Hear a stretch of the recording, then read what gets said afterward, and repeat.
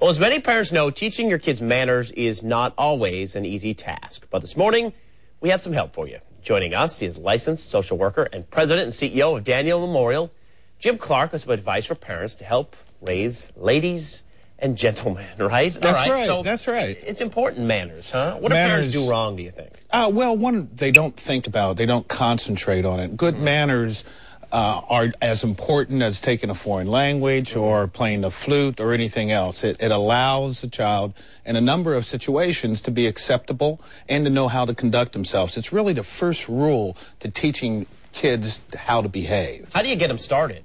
Well, there's those 5 magic words, and every parent should always use them. Please, thank you, and excuse me. Excuse me, there are always times when we're going to have to interrupt, or we want a child to be able to pause in a situation. And really, when you use that word excuse me, too, you're starting to teach children how to wait. And anxious little kids don't like to wait. So those are magic words that we, too, as adults, should use regularly as well. And if you don't teach your kids manners early, maybe they don't know they're doing something wrong, right? Yeah, that's true. And one of the things that often happens, we're a busy civilization. And often what happens, we get into bad habits ourselves. So it's always okay to reestablish a rule. Hey, we will say a prayer before breakfast, or we will do this from here on out. I'm sorry that we've gotten away from that habit. Whatever the protocol is, you can always reestablish a new good manner. Okay, when we were kids, this wasn't a problem, but now you've got cell phones, texting,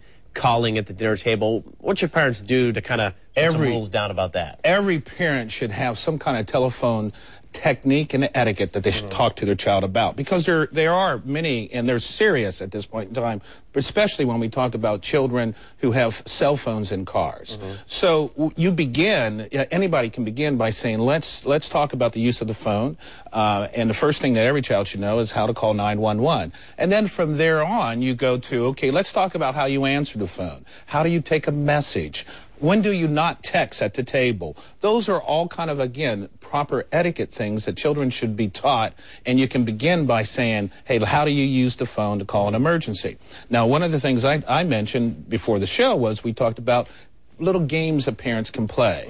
One of those games is, answer the phone and see how you can take a message. What would you say to the person? How do you share, or when do you share your phone number? Those are all little things that parents can do at home. And, of course, there have to be consequences, right? Because if not, then it just reiterates the bad behavior. Sure, consequences can be, don't necessarily have to be a punitive type of thing, but it can be a lecture, it can be a discussion, and it can be something that would be privilege taken away. All right, thanks so much. Appreciate it. Always good advice. For more information and resources on helping kids and families, we've posted a link to the Daniel Memorial website at news4jax.com. Just click on the Scene on 4 tab and look under Weekend Headlines.